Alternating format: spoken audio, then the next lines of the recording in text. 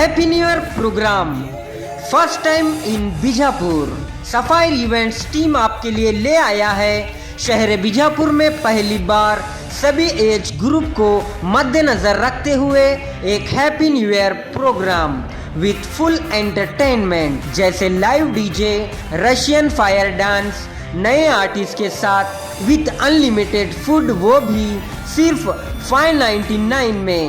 5 या 10 के group friends को मिलेगा स्पेशल डिस्काउंट। एड्रेस है बेगम तालाब road, Kannan function hall ground, Bijapur. Booking के लिए स्क्रीन पर दिए गए नंबर पर कांटेक्ट जरूर करें।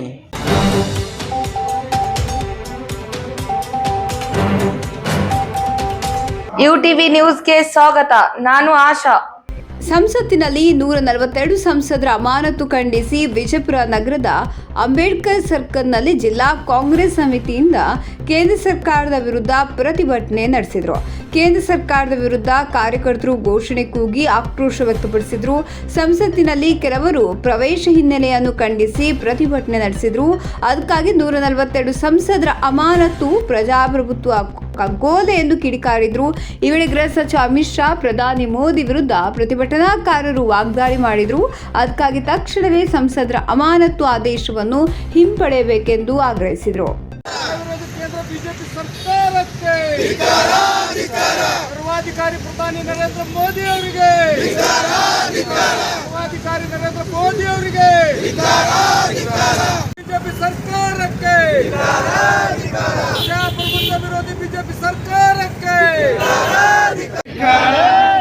ಪ್ರಜಾಪ್ರಭುತ್ವ ವಿರೋಧಿ ಬಿಜೆಪಿ ಸರ್ಕಾರಕ್ಕೆ, ಕೇಂದ್ರದ ಬಿಜೆಪಿ ಸರ್ಕಾರಕ್ಕೆ, ಕೇಂದ್ರ ಬಿಜೆಪಿ ಸರ್ಕಾರಕ್ಕೆ, ಸಂವಿಧಾನ ವಿರೋಧಿ ಬಿಜೆಪಿ ಸರ್ಕಾರಕ್ಕೆ, ಪ್ರಜಾಪ್ರಭುತ್ವವನ್ನು ಕಗ್ಗೊಲೆ ಮಾಡುತ್ತಿರುವ ಕೇಂದ್ರ ಬಿಜೆಪಿ ಸರ್ಕಾರಕ್ಕೆ ಧಿಕ್ಕಾರ, ಧಿಕ್ಕಾರ. ಸರ್ವಾಧಿಕಾರ ಬಿಜೆಪಿ ಸರ್ಕಾರದ ಹೇಳಿತನ ವಿರುದ್ಧ ಬಿಜೆಪಿ ತೊಲಗಿಸಿ, ಬಿಜೆಪಿ ತೊಲಗಿಸಿ. ಧೋರಣೆ ಮಾಡ್ತಾ ಇದ್ದಾರೆ. ಈ ಒಂದು ಭ್ರಷ್ಟ ಕೇಂದ್ರ ಬಿಜೆಪಿ ಸರ್ಕಾರ ಈ ದೇಶ ಬಿಟ್ಟು ತೊಲಗಬೇಕು. ಮುಂದಿನ ದಿನಮಾನಗಳಲ್ಲಿ ನಾವೆಲ್ಲ ಕಾಂಗ್ರೆಸ್ ಸರ್ಕಾರ ಅಧಿಕಾರಕ್ಕೆ ಬರಬೇಕಂತ ನಾನು ಈ ಒಂದು ಸಂದರ್ಭದಲ್ಲಿ ಹೇಳಲಿಕ್ಕೆ ಇಷ್ಟಪಡ್ತೀನಿ.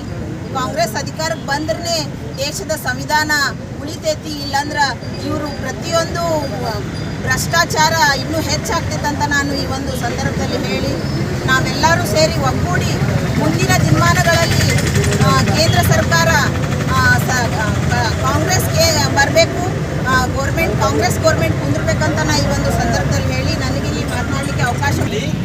ಪ್ರಜಾಪ್ರಭುತ್ವವನ್ನು ಅಳಿಸಿ ಹಾಕಿದ್ದಾರೆ ಬಿಜೆಪಿಯವರು. ಪ್ರಜಾಪ್ರಭುತ್ವದ ಮೌಲ್ಯಗಳನ್ನು ಹಾಳು ಮಾಡಿದ್ದಾರೆ. ಇಂಥ ಸರ್ಕಾರ ಇಲ್ಲಿ ಮುಂದುವರೆದಿದ್ದಾದರೆ ಇದು ದೇಶಕ್ಕಷ್ಟೇ ಅಲ್ಲ, ಜಗತ್ತಿಗೆ ಒಳ್ಳೆಯದಲ್ಲ. ಇವತ್ತು ಏನು ಕಳೆದ ವಾರದಿಂದ ಲೋಕಸಭೆ ಮತ್ತು ರಾಜ್ಯಸಭೆಯಲ್ಲಿ ವಿರೋಧ ಪಕ್ಷದ ಸಂಸದರನ್ನು ಇವತ್ತು ಕಾಯ್ದೆಯನ್ನು ಮೀರಿ ಅವರನ್ನು ಸಂಸತ್ ಮತ್ತು ಚಟುವಟಿಕೆಗಳಿಂದ ಹೊರಹಾಕಿ ಇವತ್ತು ಏಕಪಕ್ಷೀಯವಾಗಿ ಸರ್ವಾಧಿಕಾರಿ ರೀತಿಯಿಂದ ಇವತ್ತು ಆಡಳಿತ ಮಾಡ್ತಕ್ಕಂಥ ಬಿ ಜೆ ಪಿ ಸರ್ಕಾರದ ನೀತಿ ವಿರುದ್ಧ ಇವತ್ತು ನಾವು ಪ್ರತಿಭಟನೆಯನ್ನು ಮಾಡಿದ್ದೇವೆ. ಪ್ರಜಾಪ್ರಭುತ್ವ ವ್ಯವಸ್ಥೆಯಲ್ಲಿ ಆಡಳಿತ ಪಕ್ಷಕ್ಕೆ ಎಷ್ಟು ಸಂಸತ್ತಿನಲ್ಲಿ ಸ್ಥಾನಮಾನ ಇದೆಯೋ ಅಷ್ಟೇ ಅದೇ ಸ್ಥಾನಮಾನ ಕೂಡ ವಿರೋಧ ಪಕ್ಷಕ್ಕೆ ಇರ್ತಾಯಿದೆ. ವಿರೋಧ ಪಕ್ಷ ಸಂಪೂರ್ಣವಾಗಿ ಆಡಳಿತ ಪಕ್ಷದ ಎಲ್ಲ ಕಾರ್ಯಕ್ರಮಗಳನ್ನು ವಿಮರ್ಶೆ ಮಾಡ್ತಕ್ಕಂಥ ಒಂದು ಶಾಸನಬದ್ಧವಾದಂಥ ಕಾರ್ಯವನ್ನು ನಿರ್ವಹಿಸ್ತಕ್ಕಂಥದ್ದು ಅದರ ಕರ್ತವ್ಯ. ಇಂಥ ಸಂದರ್ಭದಲ್ಲಿ ವಿರೋಧ ಪಕ್ಷನೇ ಇರಬಾರ್ದು, ವಿರೋಧ ಪಕ್ಷದ ಎಲ್ಲರನ್ನೂ ಹೊರಗೆ ಹಾಕಿ ನಾವು ಶಾಸನಗಳನ್ನು ಪಾಸ್ ಮಾಡ್ತೀವಿ ಅಂತಕ್ಕಂಥದ್ದು ಕೂಡ ಇದು ಸಂವಿಧಾನ ಮತ್ತು ಪ್ರಜಾಪ್ರಭುತ್ವ ವಿರೋಧಿಯಾಗಿರ್ತಕ್ಕಂಥ ನೀತಿ. ಬಹುತೇಕವಾಗಿ ಈ ರಾಷ್ಟ್ರದಲ್ಲಿ ಕಳೆದ 9.5 ವರ್ಷದಿಂದ ಇದು ನಡ್ಕೊಂಡು ಬಂದಿದೆ. ಬರ್ತಕ್ಕಂಥ ದಿನಮಾನದಲ್ಲಿ ಇವತ್ತು ನಾವು ಇಂಡಿಯಾ ಒಕ್ಕೂಟವನ್ನು ಏನು ಮಾಡಿದ್ದೀವಿ, ಇವತ್ತು ನಮ್ಮ ಪಕ್ಷದ ನೇತಾರರು ಎಲ್ಲ ವಿವಿಧ ಪಕ್ಷಗಳ 28 ಪಕ್ಷಗಳ ಪ್ರಮುಖರು ಎಲ್ಲರೂ ಕೂಡಿ ಒಂದು ಇಂಡಿಯಾ ನೇತೃತ್ವವನ್ನು ಏನು ಮಾಡಿದ್ದೀವಿ. ಈ ನೇತೃತ್ವದ ಮುಖಾಂತರ ಈ ಒಂದು ಪ್ರಜಾ ವಿರೋಧಿ ನೀತಿಗಳನ್ನು, ಸಂವಿಧಾನ ವಿರೋಧಿ ಸರ್ಕಾರವನ್ನು ಅಧಿಕಾರದಿಂದ ಇಳಿಸ್ತಕ್ಕಂಥ ಪರಮ ಆದ್ಯತೆಯ ಮೇಲೆ, ಕರ್ತವ್ಯದ ಮೇಲೆ ಇವತ್ತು ಇಡೀ ದೇಶಾದ್ಯಂತ ಎಲ್ಲರೂ ಕೂಡ ಕಾರ್ಯಾರಂಭ ಮಾಡಿದ್ದಾರೆ. ಮೋದಿ ಅವರ ಒಂದು ಅಧಿಕಾರ ಇನ್ನು ಶಾಶ್ವತ ಅಲ್ಲ ಅಂತಕ್ಕಂಥ ಸಂದೇಶವನ್ನು ನಿಮ್ಮ ಮಾಧ್ಯಮದ ಮುಖಾಂತರ ಕೊಡಲಿಕ್ಕೆ ಬಯಸ್ತಾ ಇದ್ದೇವೆ. ಇವತ್ತು ನಮ್ಮ ಭಾರತ ದೇಶದ ಇತಿಹಾಸ ನೋಡಿದಾಗ ಯಾರ್ಯಾರು ಈ ರೀತಿ ಸಂವಿಧಾನಕ್ಕೆ ಅಪಚಾರ ಮಾಡಿದ್ದಾರೆ, ಸಂವಿಧಾನ ವಿರೋಧಿಯಾಗಿ ನಡ್ಕೊಂಡಿದ್ದಾರೆ, ಅಂಥವ್ರನ್ನ ಅಧಿಕಾರದಿಂದ ಇಳಿಸಿ ಹೊಸ ಸರ್ಕಾರವನ್ನು ತಂದಿರತಕ್ಕಂಥ ಉದಾಹರಣೆಗಳನ್ನು ಅನೇಕ ಸಂದರ್ಭದಲ್ಲಿ ನಾವು ನೋಡಿದ್ದೇವೆ.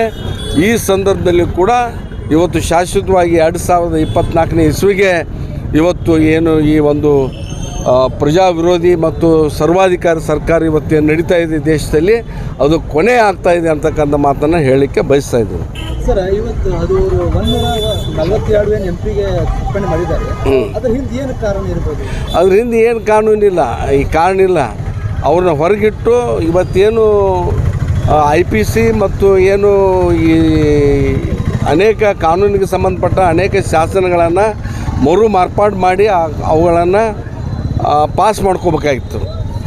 ಈ ವಿರೋಧ ಪಕ್ಷದವರು ಅಲ್ಲಿ ಇದ್ದರೆ ಬಹುತೇಕವಾಗಿ ಆ ಶಾಸನಗಳ ಬಗ್ಗೆ ವಿಮರ್ಶೆ ಆಗ್ತಾಯಿತ್ತು.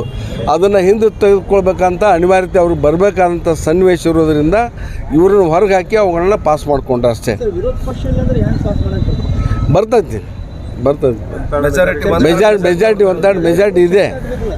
ಮೆಜಾರಿಟಿ ಇದೆ. ಚರ್ಚೆ ಆಗದೆ ಕಾನೂನು ಮಾಡಿದ್ದೀವಿ ಸದ್ ಇವತ್ತೇನು ನೀನು ಪಾಸ್ ಮಾಡ್ಯಾರಲ್ಲ, ಚರ್ಚೆ ಆಗದೆ ಮಾಡಿದ್ದು. Okay, thank you. ऐसे ही खबर देखने के लिए UTV न्यूज एक्सप्रेस को लाइक करें, शेयर करें, कमेंट करें और सब्सक्राइब करना ना भूलिए. आपके विचार हमारे लिए बहुत मायने रखते हैं.